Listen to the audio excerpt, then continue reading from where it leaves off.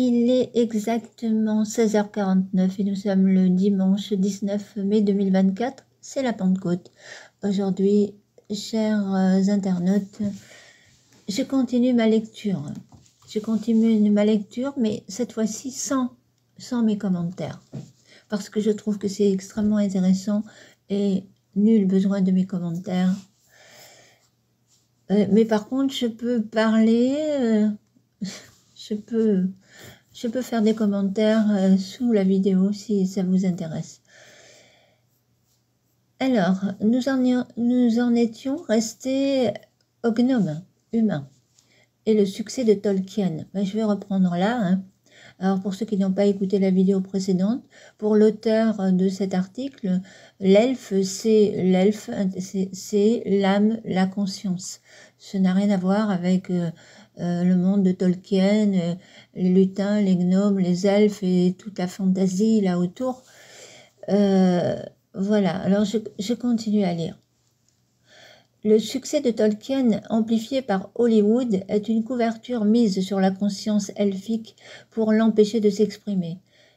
Car cette conscience libre entraîne automatiquement l'insoumission et la dissidence par rapport à l'ordre établi par les gnomes humains.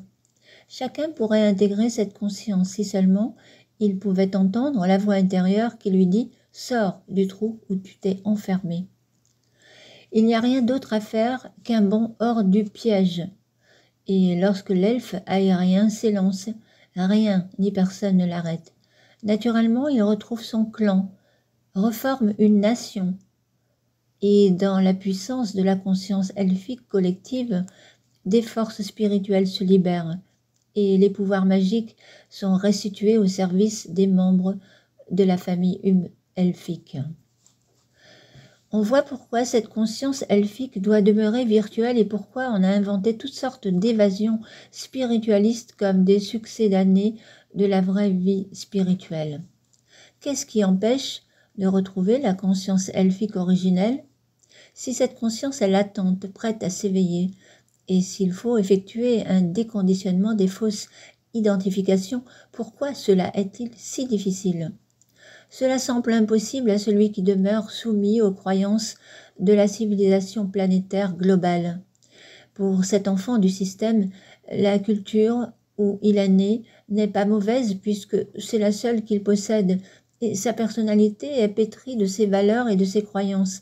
Comment pourrait-il imaginer autre chose que l'humanisme, l'évolution, le progrès? Il est très difficile de se défaire de l'illusion de l'humanisme.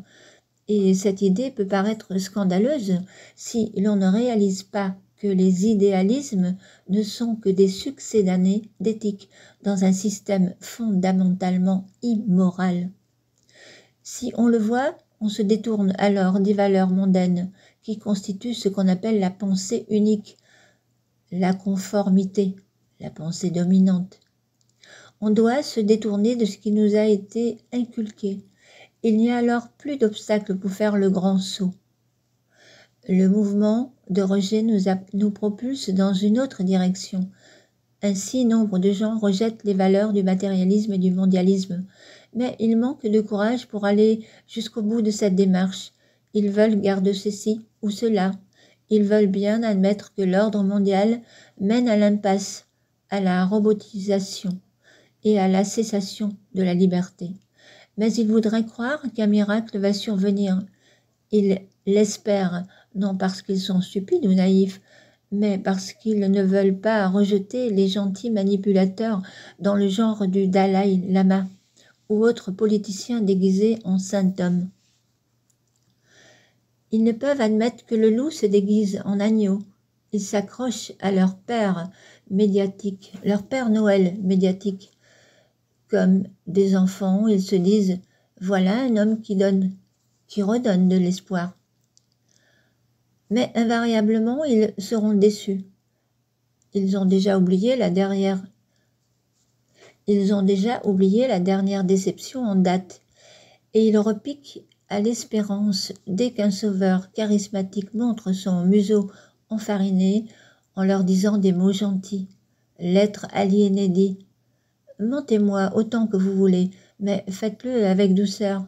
Promettez-moi la lune, mais dites-moi que vous m'aimez. Satan connaît toutes les chansons d'amour du monde. Pourquoi est-ce ainsi que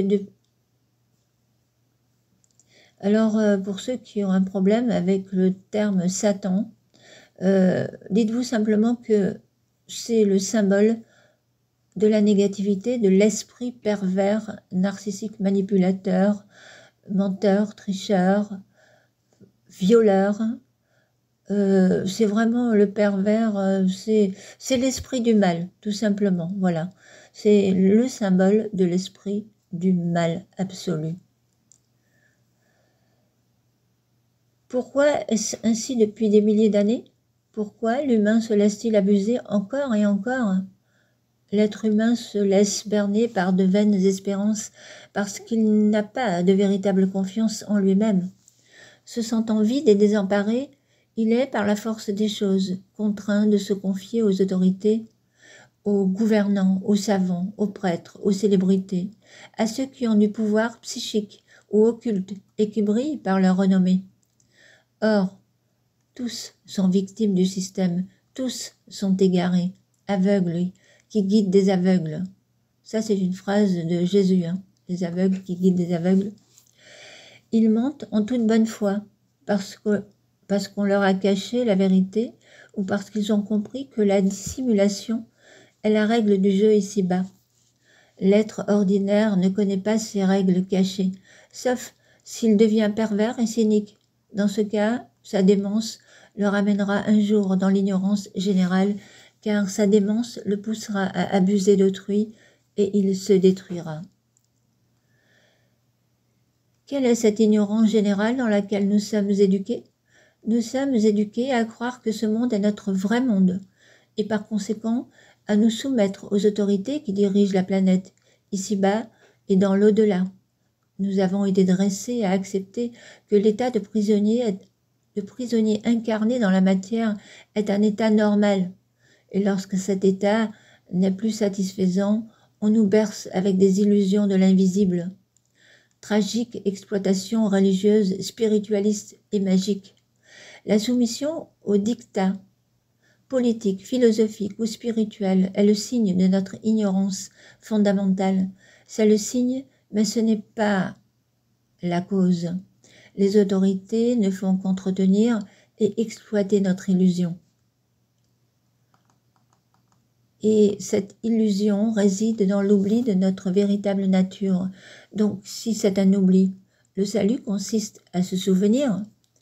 Or, c'est pour bloquer l'émergence du souvenir de notre véritable identité que les autorités visibles et invisibles entretiennent ce cercle qu'on appelle la civilisation. Si l'être humain se souvenait d'où il est venu, leur empire s'écroulerait en poussière. D'un bout à l'autre de cet empire mondial, il faut donc que la croyance universelle, le dogme soit le même. Depuis